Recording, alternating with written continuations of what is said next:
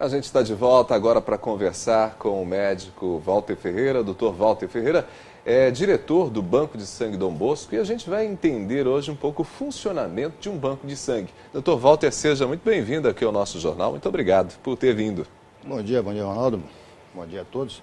É um prazer estar aqui, poder conversar um pouco sobre doação de sangue em Maringá. Bom, esse é uma atividade bastante peculiar, muito significativa, né? Porque a gente sabe o quanto o sangue faz a diferença no tratamento de uma determinada doença, né? A pessoa pode, ao precisar de sangue, sem uma doação, o paciente pode morrer. Mas a atividade, ou seja, esse espaço que faz o gerenciamento do sangue tem uma atividade muito peculiar, que para muita gente é até um tanto desconhecida, porque para a gente quase sempre o funcionamento se dá entre eu vou lá no banco de sangue, dou e alguém recebe a doação. Mas o trabalho de vocês vai muito além disso, né? Exatamente, né? O banco de sangue, a atividade do banco de sangue, ela é totalmente desconhecida, até mesmo pela área médica, né? Porque, como você falou, a ideia é que o indivíduo vai ao banco de sangue, doa sangue, pega aquele sangue e o paciente vai receber. E a complexidade de um banco de sangue é muito grande, né? Hoje, então, nos últimos 20 anos, houve uma evolução muito grande na área de hemoterapia, a área de transfusão de sangue. Então, existe todo um serviço técnico, desde a triagem daquele doador, tá, até a chegada do sangue para o paciente, para a necessidade do paciente. Desde você poder escolher o doador, existe uma entrevista, uma triagem, onde é perguntado, onde você tem uma ideia da saúde daquele doador. Posteriormente ele vai à doação. Esse sangue vai ser examinado, uma série de exames imunohematológicos e sorológicos, quer dizer, são doenças passíveis de contaminação, transmissão da doença, como hepatite B, hepatite C, o HIV, a doença de Chagas, o sífilis, o HTLV. Então, é uma série de exames que são feitos para que esse sangue seja realmente, ele possa ser transfundido. Além do que todo o processamento do sangue. O sangue, ele passa por um processamento que ele é separado nos hemocomponentes que é composto, porque o paciente, até uns 25 ou 30 anos atrás, ele tomava sangue. Hoje ele toma apenas o componente que ele necessita, quer dizer... Olha que interessante. Exato. Então, o processo todo, ele é bastante complexo, como o senhor apresentou. Há uma preocupação de que esse sangue que é doado chegue para o paciente que tem necessidade de recebê-lo, livre de qualquer tipo de risco, de qualquer tipo de doença. Porque, querendo ou não, o sangue está lá carregando informações de quem o doou, né? Perfeito. O sangue, na verdade, toda transfusão de sangue é um transplante de órgão, né? Toda vez que você recebe uma transfusão de sangue, você está recebendo antígenos, você está recebendo células diferentes no seu corpo. Então, ele, tecnicamente, é um transplante de órgão. Ele que é o carreador, inclusive, de patologias, de doenças. Então, por lei, existe hoje a normativa do Ministério da Saúde para a transfusão de sangue, é uma coisa muito rígida, né? Os bancos de sangue que trabalham hoje no país estão dentro de uma qualidade extremamente segura, né?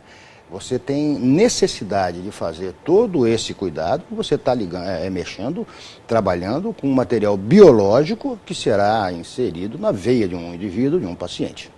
Esse sangue... depois de doado, ele geralmente fica por quanto tempo armazenado, guardado? Por quanto tempo pode se manter esse sangue dentro de um banco de sangue? Perfeito.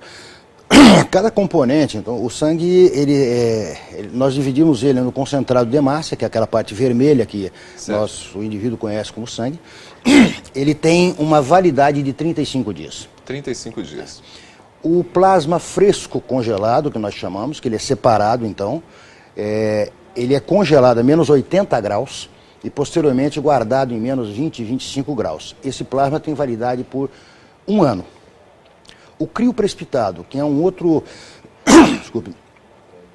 produto que é utilizado principalmente, ele é composto basicamente de fibrogênio e fatores de coagulação, ele é utilizado em alterações de coagulação, por exemplo, na cirurgia cardíaca, ou às vezes após um parto, após uma cesárea, onde essa mulher possa ter uma alteração de coagulação e venha a ter um sangramento intenso, também por 1 ano. E o grande problema, grande dificuldade hoje no banco de sangue é o concentrado de plaquetas. O concentrado de plaquetas, elas trabalham no início da coagulação do sangue. É muito comum a utilização em paciente fazendo quimioterapia. Tá? Esse concentrado de plaqueta é um volume muito pequeno, são 50 ml aproximadamente de cada doador. Então consegue se captar muito pouco desse produto, digamos assim. Cada bolsa de sangue, cada doador, ele nos fornece 50 ml de plaquetas. É um volume pequeno. Tá?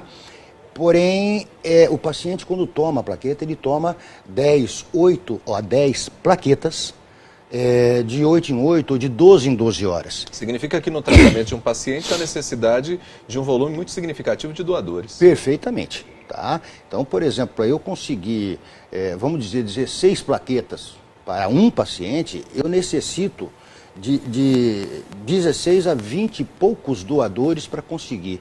E essa plaqueta ela tem uma durabilidade de apenas 5 dias.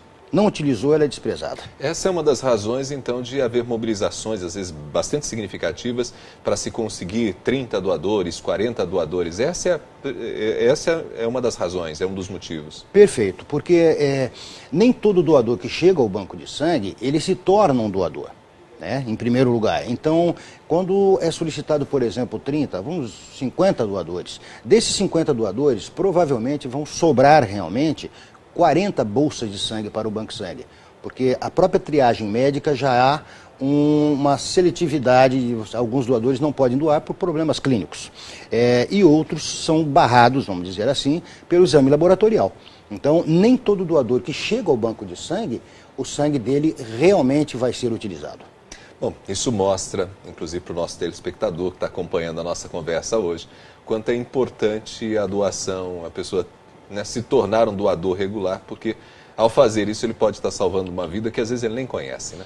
Com certeza ele não está salvando uma vida, Como eu falei, nós dividimos em até 4 componentes, então ele pode estar salvando 4 vidas. E o sangue não é um produto que você possa buscar um supermercado. Se você não tem o doador, você não tem o produto. E todos os dias nós temos a necessidade de coletar sangue. 2 dias sem coletar sangue, com certeza no 5º ou 6º dia nós teremos falta de algum hemocomponente. Muito bem. Acho que para você que está acompanhando a nossa conversa, é importante entender um pouco o funcionamento do banco de sangue, porque isso ajuda inclusive você a se sentir mais à vontade para fazer a doação e compreender a importância da doação. Dr. Walter, foi um prazer recebê-lo aqui no nosso jornal. Bom, prazer é nosso, estamos à disposição para todas as necessidades. Dr. Walter Ferreira conversou com a gente, ele que é diretor do Banco de Sangue Dom Bosco, explicou para a gente um pouco o funcionamento da doação, quais são os procedimentos, a fim de que você possa entender isso e dessa forma também ser um doador. Nós vamos a um intervalo, daqui a pouco voltamos com as informações do mercado financeiro, as notícias do esporte e você tem ainda a estreia de uma coluna que trata da gestão de negócios, em instantes.